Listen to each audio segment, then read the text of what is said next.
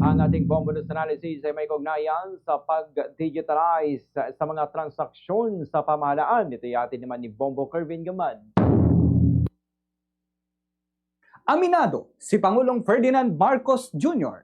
na ang red tape at malalim na ugat ng bureaucracia ang ilan sa mga pangunahing dahilan kung bakit mabagal at minsan ay nakakadismaya ang serbisyo ng pamahalaan. Mahalaga ang pag-amin na ito dahil hindi may kakaila na maraming Pilipino ang napipilitang magtiis sa mahabang pila, paulit-ulit na proseso at minsan pa'y napipilitang dumaan sa palakasan o fixer para lamang mapabilis ang kanilang transaksyon. Mas mabigat ang pahayag ng Pangulo na may mga fixers na umano'y nakikipagsabwatan pa sa ilang kawani ng gobyerno. Kung totoo ito, malinaw na hindi lang sistema ang may problema kundi pati integridad ng ilan sa mga nagpapatupad nito. Bukod sa pumapasok ang layunin ng administrasyong itulak ang digitalization sa iba't ibang ahensya, sa pananaw ng Pangulo, kapag naging ganap na digital ang mga proseso, mababawasan ang pisikal na kontak at mapuputol ang mga pagkakataon para sa iligal na transaksyon.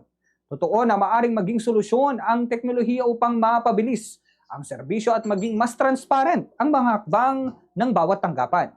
Sa pamamagitan ng online application, transaction systems at automated approvals, mas mababawasan ang discretionary power na madalas pinagmumulan ng korupsyon. Gayunman hindi sapat ang digitalization kung walang malinaw na pananagutan at matibay na political will.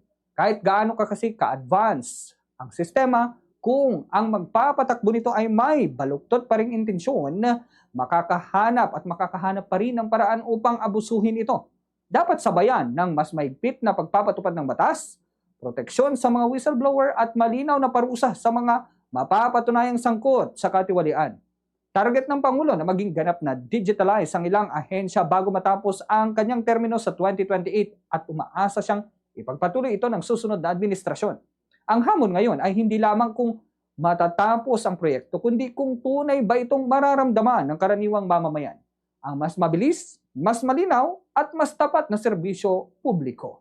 Ang digitalization ay maaaring maging makapangyarihang kasangkapan laban sa red tape at korupsyon.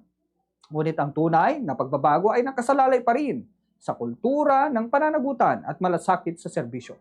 Isang bagay na hindi kayang palitan ng anumang software o sistema. Yan ang ating Bombo News Analysis. Ako si Bombo Kervin Gamad. Basta Radyo, Bombo!